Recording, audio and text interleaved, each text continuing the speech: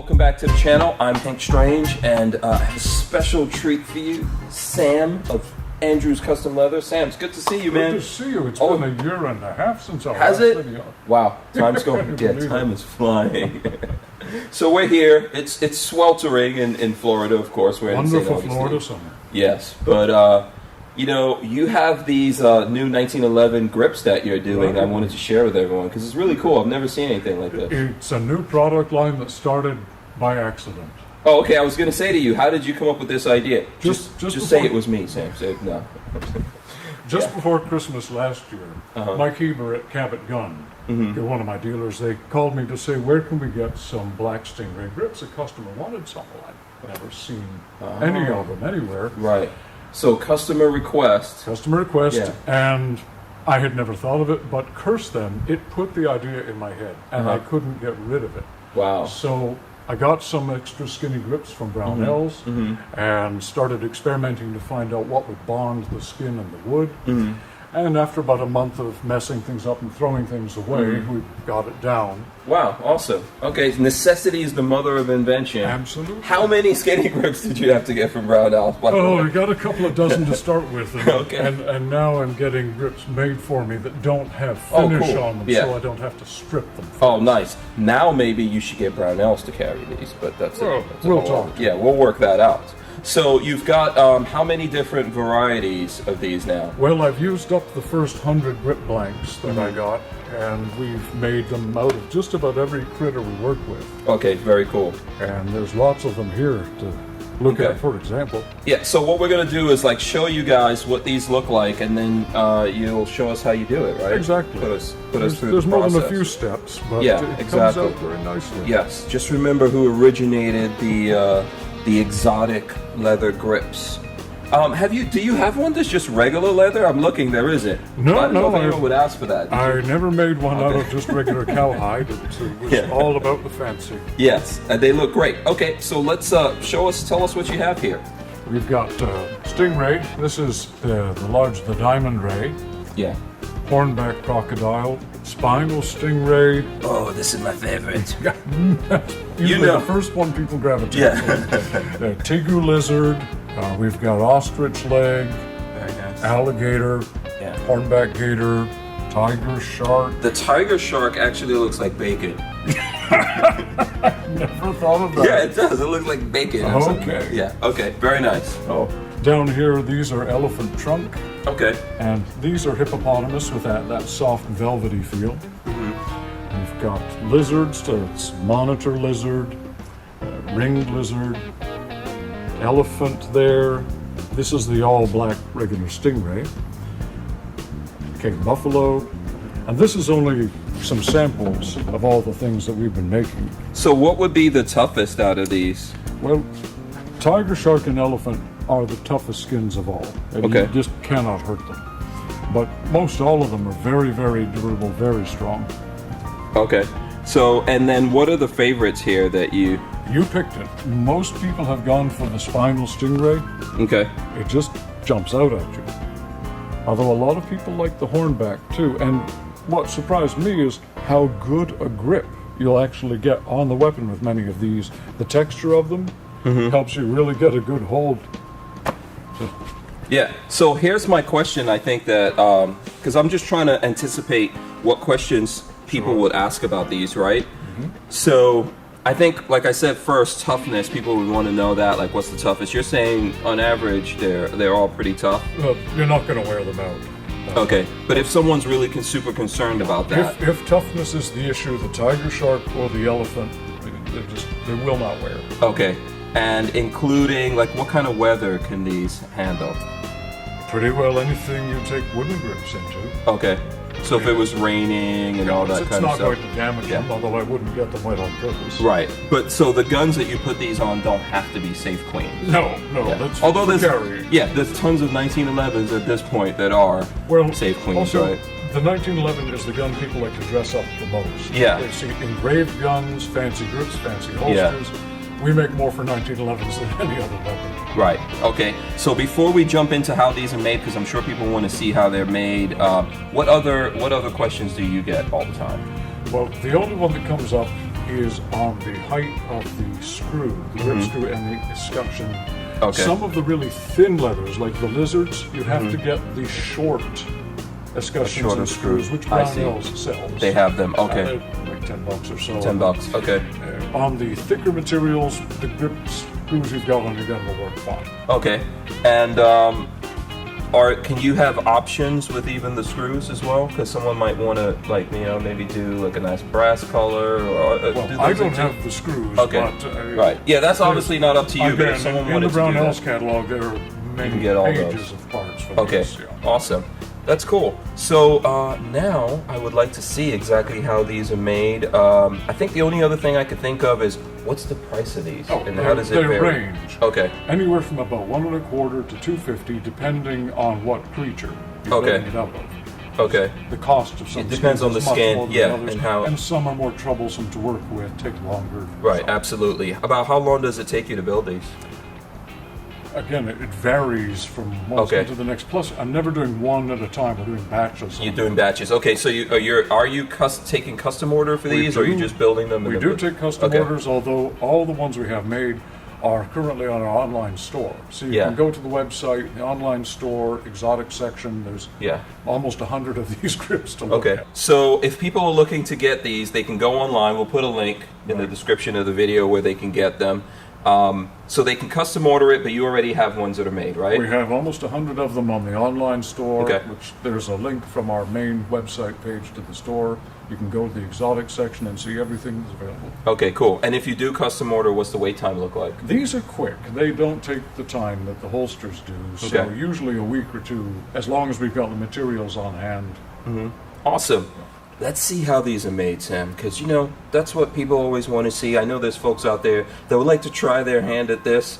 You're probably gonna make it look easy. It wasn't easy So- in the beginning, but we've pretty Yeah. well got it down. Absolutely. Okay, so let's jump into that. When we're making the grips, the first thing we do, you've got to cut out the blank larger than the grip itself, so you can get a really good bonding on down the sides and get the holes that line up with the grips holes. But to get a really good bond, these grips are very smoothly finished, very finely finished. So you've got to rough them up.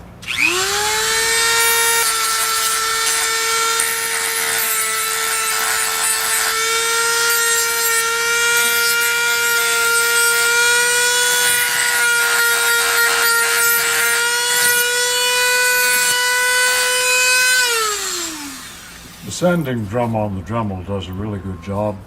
Doesn't have to be much. Just has to get rid of that mirror polish smoothness and remove any dust. So a quick question, Sam. What material are these grips made of, and does it These- really matter?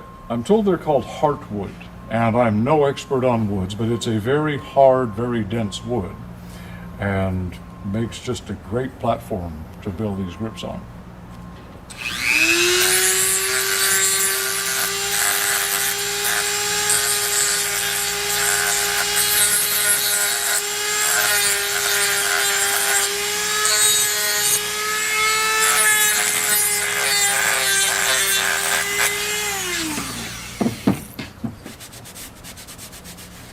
Once you have the grips roughed up, it's just a matter of getting the glue spread evenly. I learned the hard way not to put too much around the screw holes, because when you press it down, it tends to squeeze out. You've got a lot of cleaning to do. What kind of glue are we using here? It's a tight bond, which is actually a wood glue, but of all the things I tried, this created just an absolute molecular bond between the materials. It's really good stuff. I tried at first super glues and things like that, but they were too brittle. They would crack and separate at the edges. Okay. Even epoxy was too soft. And is this a glue that you usually use around here? No, this is one that was recommended to me by Brandon Jones. You remember you Yeah, made Brandon. a video with Brandon Yes, about his absolutely. badge cases. Well, Brandon is a very expert woodworker and furniture maker, and he's been doing that for years, and this is the glue he swears by. He's an amazing dude in his He has own a right. lot of talent.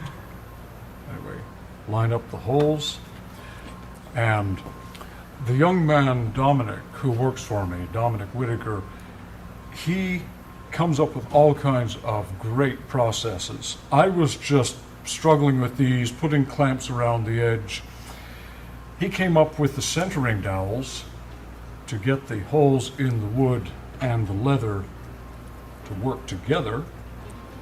And then, because he's a costumer and uses lots of foam in the creations he does, all his space age armor and things, he created foam blocks for us with the holes so we can get them over the dowels.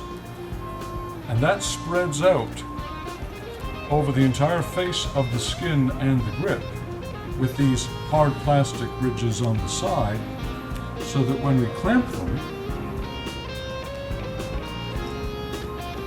it's forcing the pressure all over the face of it, but without crushing any of the softer leathers, and at the same time keeping everything aligned. So I owe him for that one.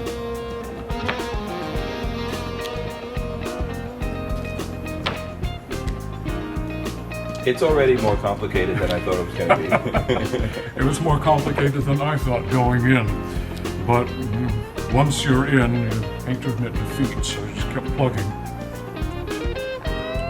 Then that one is going to need to dry pretty well overnight. And once they're out of the clamps, we set them in the sun to bake for another day, and that really gets the bond hard. I need to get more glue soon down to the drag suit.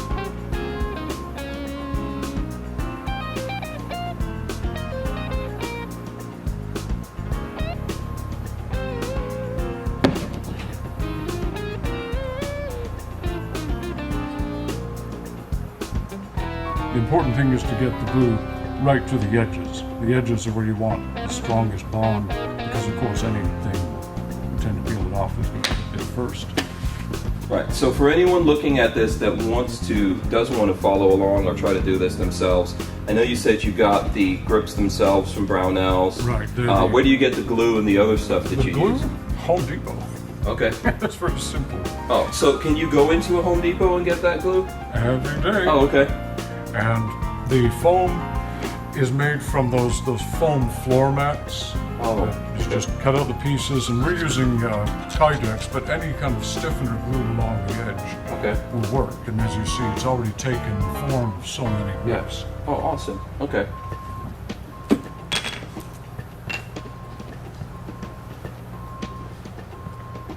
Oh, another tip. Before you attach the skin to the wood, you have to make sure the back of the hide, whichever hide you're using, is really clean, because some of it is kind of hairy and loose from the tanning. If it is, I take it to a belt sander and get it really smooth, where there's no fibers sticking up, anything soft that's going to come apart.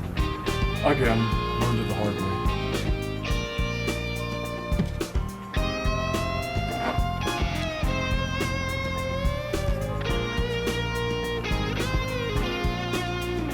I've also made a very large investment in spring clamps. We have about 100 of them now. We're never doing one set of grips at a time.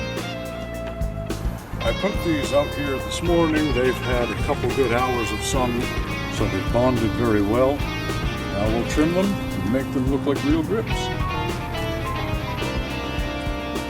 Once these are bonded and the glue is set, it's time to trim them. These little Weiss clippers, which again I got at Home Depot, are the most marvelous thing for cutting stingray, gator, any of the tough skins. They've got tiny serrations on the blade, and being short, they're very easy to manipulate, and I don't end up cutting into the wood.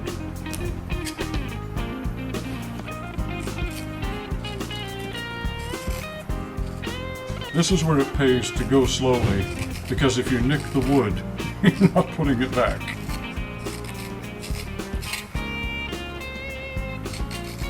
And how do you know what you want to cut off there?